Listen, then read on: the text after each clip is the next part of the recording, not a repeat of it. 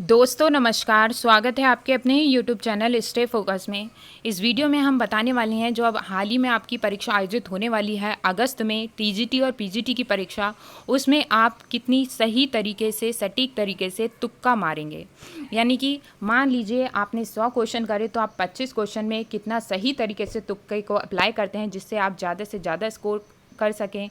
तो चलिए शुरू करते हैं हम आज की ये वीडियो। यह वीडियो आपके लिए बहुत ज़्यादा महत्वपूर्ण होने वाली है, वीडियो को एंड तक ज़रूर देखें। तो चलिए देखते हैं। जैसा कि आपको पता है कि आपके पेपर में 125 क्वेश्चन आने वाले हैं और नेगेटिव मार्किंग नहीं होगी। नेगेटिव मार्किंग नहीं होने पर भी देखा जाता है कि आपने पूरे 100% क्वेश्चन सही कर लिए और फिर उसके बाद भी बहुत ज़्यादा क्वेश्चन बचते हैं और आप सोचते हैं कि हमारे ये जो हम तुक्के मार रहे हैं यह भी सही हो जाएं। तो इसी रणनीति को मैं आपसे शेयर करने वाली हूँ। तो चलिए शुरू करते हैं हम। जैसा कि आप फर्स्ट राउंड में, इसके लिए कई सारे राउंड होंगे और आप 3 राउंड होंगे लगभग, और आप देखेंगे कि कैसे कैसे आपको अपने क्वेश्चन पेपर को सॉल्व करना है और किस टाइप से आप जो तुक्का मारेंगे वह आपका बिल्कुल सही हो जाएगा।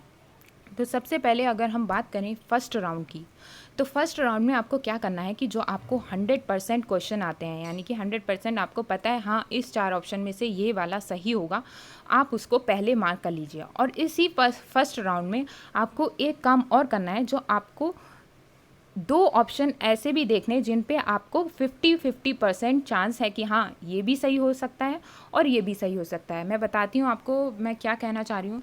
जैसे मान लीजिए ABCD, अब मान लीजिए आपको ए वाला भी सही लग रहा है और सी वाला भी सही लग रहा है। इन दोनों में आपको 50% लग रहा है कि हाँ भाई ये भी हो सकता है और ये भी सही हो सकता है। तो आपको इस वाले क्वेश्चन को एक स्पेशल मार्क दे देना है, कोई भी दे दीजिए, हैशट्रिक दे दीजिए या फिर @ दे दीजिए, कुछ भी अल्फ़ाबेट दे दीजिए।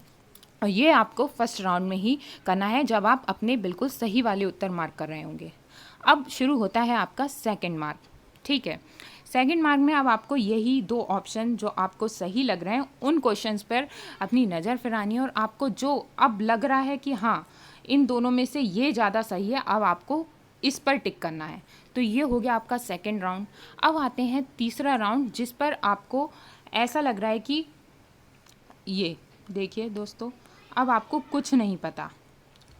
तो इसमें क्या करना है, कई बार ऐसा होता है कि आपने कुछ चीज़ें पढ़ी होती हैं जो एग्ज़ाम टाइम पर तुरंत दिमाग में स्ट्राइक करती हैं, जो हमारा सबकॉन्शियस माइंड है वह इसमें काम करता है और हमारा माइंड रिकॉल कर लेता है और हम जैसी क्वेश्चन पढ़ते हैं और ऑप्शन पढ़ते हैं तो तुरंत आता है कि हाँ इसका ये वाला सही होगा। तो दोस्तों बिना कुछ सोचे समझे, ज़्यादा दिमाग लगाए बिना आपको उसी ऑप्शन को टिक करना है जो आपका सबकॉन्शियस माइंड कह रहा है। और ये बहुत ज़्यादा वर्क करता है, लगभग 90%, अगर देखा जाए तो 100% तक ये वर्क कर जाता है। जहाँ पर आपने पहले कोई चीज़ पढ़ी होगी और तुरंत एग्जामिनेशन हॉल में आपको याद आ रही है, आपका माइंड कह रहा है कि हाँ इसका यही होगा, तो बिना कुछ दिमाग चलाए कि हाँ नहीं इसका ये हो सकता है, ये हो सकता है, जो आपका माइंड पहली बार में कह रहा है उसी पर टिक लगाइए और ये जो फॉर्मूला है बहुत ज़्यादा वर्क करेगा।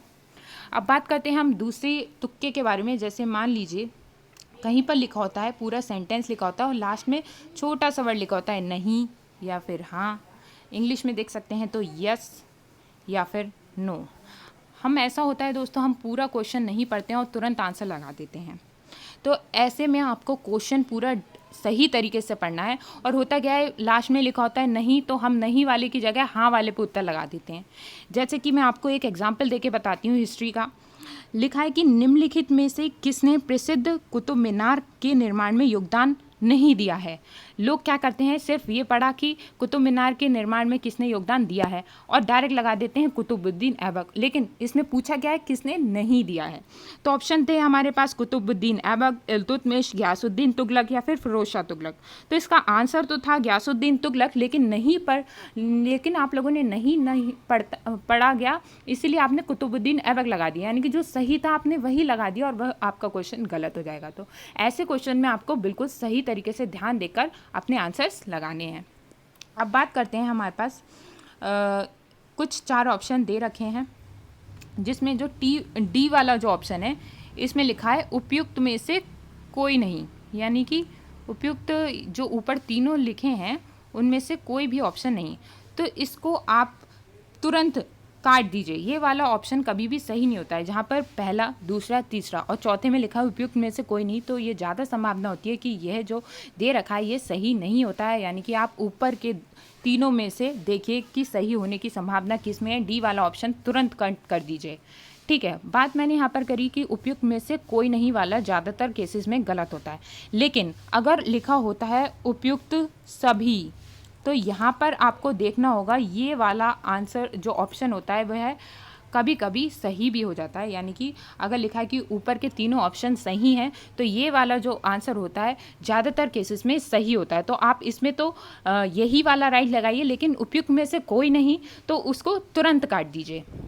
अब बात करते हैं, जैसे आपने कोई ऑप्शन दे रखा है 1 2 3 4, आपने 3 नाम तो बहुत अच्छी तरीके से पढ़ रखे हैं, लेकिन जो चौथा नाम आया है बहुत अजीब सा नाम आया है और आपने पहले कभी भी नहीं पढ़ा है। जैसे कि मान लीजिए केमिस्ट्री हो गए, या फिज़िक्स में कोई साइंटिस्ट हो गया, या फिर साहित्य के क्षेत्र में हो गया, चित्रकारी के क्षेत्र में हो गया, या फिर कोई संगीतकार हो गया। आपने अगले कोई भी 3 ऑप्शन तो आपने बहुत अच्छी तरीके से पढ़ रखे हैं, लेकिन जो चौथा ऑप्शन है आपने देख रहे हैं कि आपने बिल्कुल पढ़ा ही नहीं है, तो इसकी सही होने की चांसेस बहुत ज़्यादा रहते हैं। आप इसी को लगाइएगा दोस्तों। अब बात करते हैं हम दूसरी तुक्के के बारे में कि कैसा करें। जैसे मान लीजिए आपने लगाया कोई, आपको आता है ए, फिर ए और ए, आपकी सीरीज़ ऐसे चल रही है बी, बी और बी। तो यहाँ पर जो आपको ये नहीं आता और ये नहीं आया, तो अगर आपने ऐसे लगाया तो यहाँ पर ए भर दीजिए और यहाँ पर बी। यह तुक्का बहुत ज़्यादा काम करता है दोस्तों। अगर आपकी सीरीज़ ऐसे चल रही है तो आप बिना कुछ सोचे समझे यहाँ पर ए ही लगा दीजिए। कोई ज़रूरत नहीं है कि आप यहाँ पर बी सी डी भरें, या फिर बी वाले केस में सी या फिर ए भरें। तो यहाँ पर दोस्तों आप ऐसी सीरीज़ लगाएंगे तो ये बहुत ज़्यादा वर्क करता है। अब बात करते हैं हम, इन्वर्टेड कॉमास में कुछ कथन लिखे होते हैं, और तो ये वाले जो ऑप्शन होते हैं ये ज़्यादातर 100% ज़्यादातर हमने देखा। जैसे मान लीजिए कोई 3 ऑप्शन लिखे हैं, यह भी लिखा है, ये लिखा है, ये वाला इन्वर्टेड कॉमा में लिखा है, और ये 4th वाला भी ऐसे लगा है, तो ये जो 3rd ऑप्शन है यह ज़्यादा सही होगा। तो आप इसको लगाने की ज़्यादा कोशिश करें। अब बात करते हैं हम दूसरी की। जैसा कि कोई एक लिखा है, कोई ऑप्शन ए लिखा है, कोई ऑप्शन बी लिखा है। अब सी जो लिखा है बहुत बड़े उसमें लिखा हुआ है, बहुत बड़ी लाइन लिखी हुई है, और डी बी ऐसे लिखा है। तो जो ऑप्शन ज़्यादा बड़ा लिखा होता है उसकी ज़्यादा सही होने की चांसेस होते हैं, तो आप इसको लगाने की कोशिश ज़रूर करें। तो दोस्तों आज की थी यही वीडियो। जैसा कि मैंने आपको बताया कि यह वीडियो उन्हीं लोगों के लिए है, यह वीडियो उन्हीं लोगों के लिए है जो मतलब पहले अपनी राउंड में बिल्कुल सही वाले उत्तर कर लिए हैं, फिर 50% वाले पे कर लिए, और फिर उसके बाद अपना कैसे सबकॉन्शियस माइंड आपको चलाना है, और आपके ज़्यादा से ज़्यादा क्वेश्चन सही हो जाएंगे। मान लीजिए जैसे आपने 90 क्वेश्चन कर लिए और आप आगे के क्वेश्चन यानी कि 35 क्वेश्चन में लगाना चाहते हैं, तो लगभग आपके 15 से 20 क्वेश्चन इस जो मैंने ट्रिक बताई है आपको कि तुक्का कैसे मारें, इसमें बहुत ज़्यादा सही हो जाएंगे। तो दोस्तों आप भी ये फॉलो कर सकते हैं और अपना सब कॉन्शियस माइंड यूज़ कर सकते हैं। तो दोस्तों आज की थी यही वीडियो, अगर अच्छी लगे तो इसे लाइक और शेयर करना बिल्कुल भी ना भूलें। आज के लिए थी बस यही वीडियो। धन्यवाद दोस्तों, जय हिंद, जय भारत।